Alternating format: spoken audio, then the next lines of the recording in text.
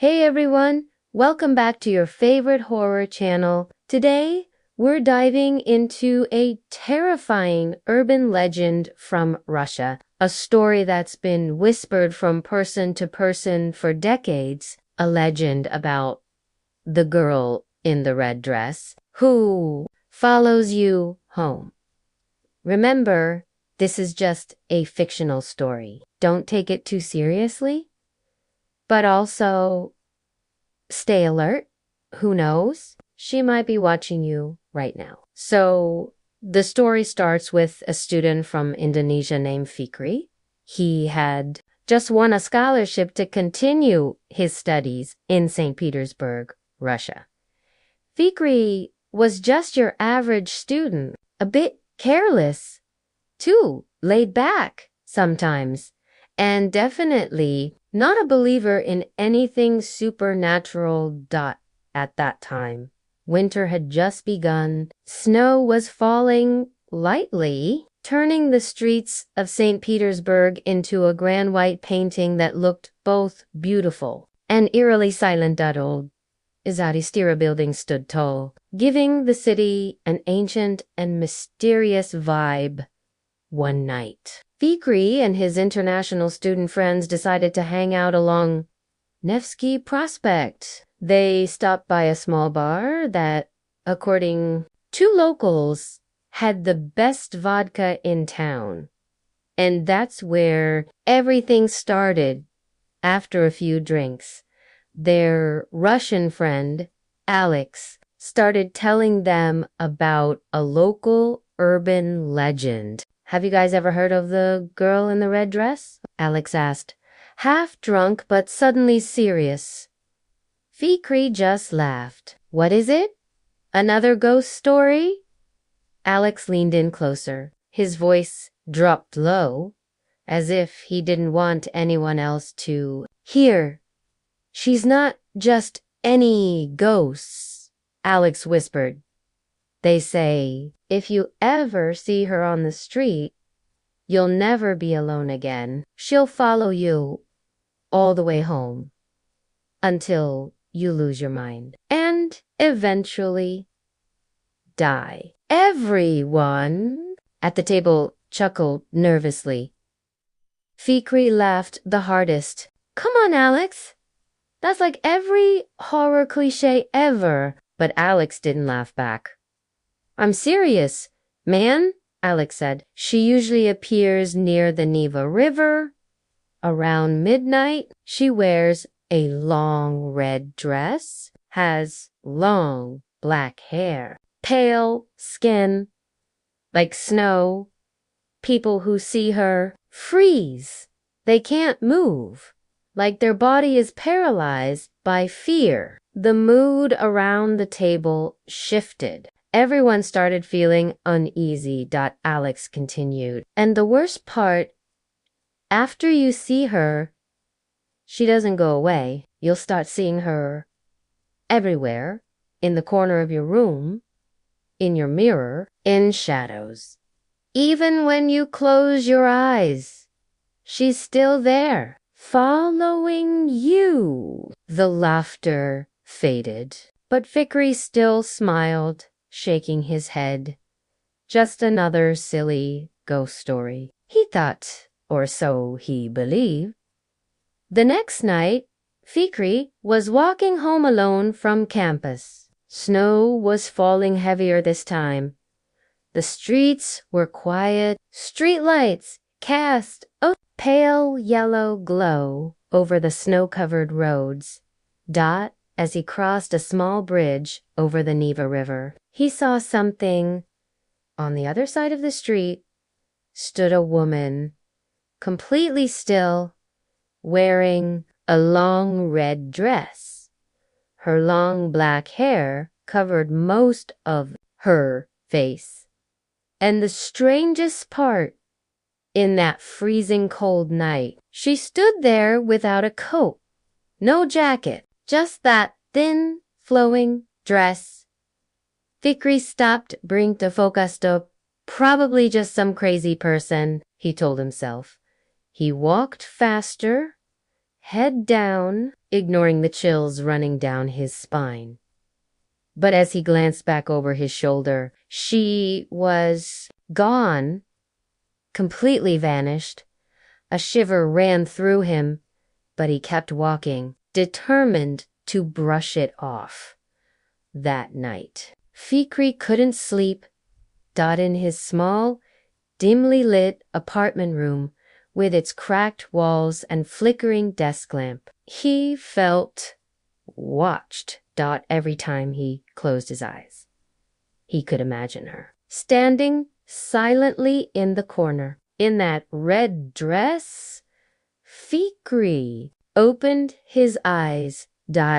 Nothing. He tried to calm down. Just my imagination from Alex's dumb story, he whispered. But when he looked at the mirror on his closet door, he saw her. For a brief second, that red dress standing behind him. Fikri spun around. Nothing there. Cold sweat covered his forehead. His heart raced. And from that night on, Fikri's life changed. Every night when he walked home, he felt footsteps behind him. Soft, slow, deliberate. In the bathroom. While turning on the faucet, he heard a faint whisper right behind his ear. A woman's voice speaking in Russian, words he didn't understand, in the university library. When he looked up from his book, he saw her red dress slipping between the shelves. Even in class, when he looked at the window's reflection, he saw her standing outside, staring up at him, even though his apartment was on the 4th floor. Fikri began losing sleep. Dark circles formed under his eyes. His body grew weaker. His mind started to break. And worse, his roommates started noticing. One night, his roommate Amar shook him awake. Bro, I don't want to scare you, but last night I saw a woman standing in the corner of this room. She just stood there, wearing a red dress. I thought you brought someone over. Fikri froze. He had never told Amar anything about this. In desperation, Fikri finally told Alex everything. Alex listened, his face growing pale. You saw her at the bridge near the Neva? Alex asked, his voice serious. Fikri nodded. That means it's real now, Alex said quietly. What do you mean, real now?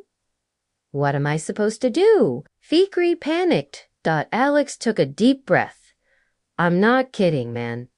Once you see her, you can't run. The more afraid you get, the closer she gets. Fikri's hands trembled. So what? Should I leave the city? Move away. Alex shook his head. People who've seen her, even if they move countries, she still follows. Until, well, you know. Fikri buried his face in his hands. That night, he made a decision. He was going back to the bridge. He needed answers. At 1 a.m., Fikri stood on that small bridge over the Neva River. The icy wind cut through his jacket. He stood there, staring at the dark, frozen waters. Silence. No one around. Until he heard footsteps behind him. Slow. Soft. Getting closer. Fikri held his breath and turned around. And there she was, the girl, in the red dress. Head slightly tilted. Black hair covering half her face, but her dark, hollow eyes stared straight at him. Fikri took a step back, but his legs felt like lead. His knees weakened. His breath quickened. The girl began moving towards him, slowly, silently, closer and closer, until Fikri could feel her icy breath on his face. Then everything went dark. The next morning, a street cleaner found Fikri's body lying near the bridge, cold, pale, eyes wide open, frozen in pure terror. The coroner's report said there were no signs of physical trauma, cause of death, sudden cardiac arrest. But the strange part, when the police checked the CCTV footage from that night, they saw something unexplainable. In the footage, Fikri was seen standing alone on the bridge, talking as if conversing with someone invisible. And in the final seconds, just before he collapsed, a faint shadow, shaped like a woman, in a long dress, appeared behind him and disappeared, as if swallowed by the air. Since that night, Fikri's apartment room remains empty. No one dares to stay there anymore. And rumor has it, students who cross that bridge at night, sometimes on certain cold, quiet nights, they see her the girl in the red dress, standing still, watching them with a small, chilling smile, as if whispering, following you home.